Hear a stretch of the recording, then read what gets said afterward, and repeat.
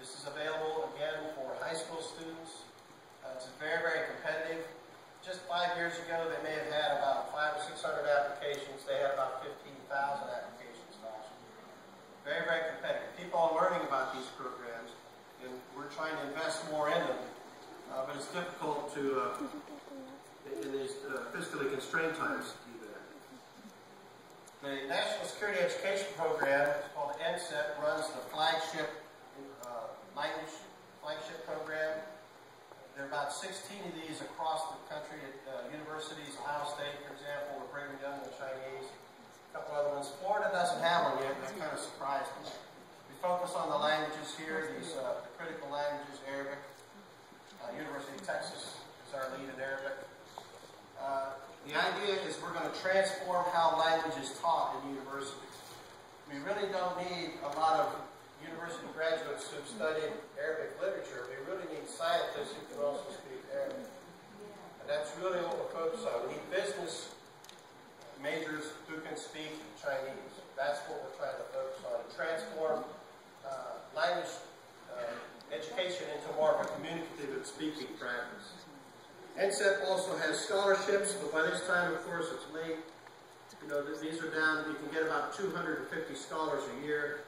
When we need 50,000 people, 250 is not enough. But these are great programs that college students can apply for. We can also hire native and heritage speakers. This gets down to 30. That's how many we do it here. 30 scholarships for someone born and raised in Afghanistan. That's not a lot, but we do give opportunities to do that. So if you know people interested in these have these kind of dialects and languages. We also sponsor from the Office of Director of National Intelligence, the Centers for Academic Excellence. Florida does have a couple of schools in this, the Florida International University and the Agricultural Mechanical University. Again, we're sponsoring overseas education for students to get scholarships to study abroad, learn the culture, learn the language, and they're not supposed to be language majors, so to speak. They can be international relations, they can be business majors.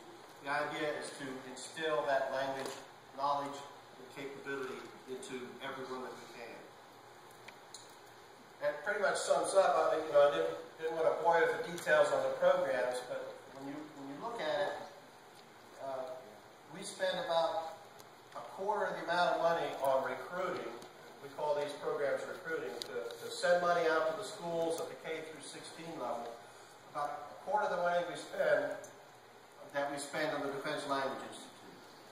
So it's not a lot. A lot of people say we should cut the budget and send it down to the schools.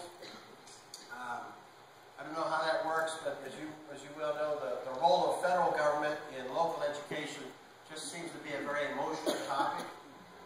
But we're not the Department of Education, so we get a little bit more liberal treatment when we go out to universities from the Department of Defense or the intelligence community. It's a little bit more accepting of our ability to do grants and stuff than it would be to say have a federal government role mandating education. I don't think that may be a step too far.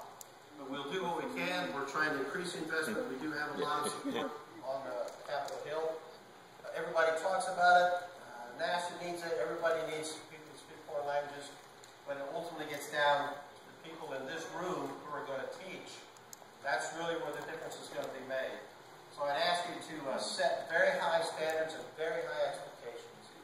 When I was at the Defense Language Institute, I knew that the fundamental reason that people were failing was because they just lost their motivation. That's a leadership issue. It's a leadership issue in the classroom. It's a leadership issue for commanders, for supervisors, or bosses, or corporate CEOs. It's about leadership. And you have to get it. You have to set very high expectations and tell people they can do it. Too often what you hear is somebody will say, you're studying Chinese, boy, that's hard. You'll never get there. And you just can't give that message. You got to tell them, you're studying Chinese, that's great. Let's go to the Chinese restaurant. Let's start right now using your language. That's what you got to do, is be passionate about it.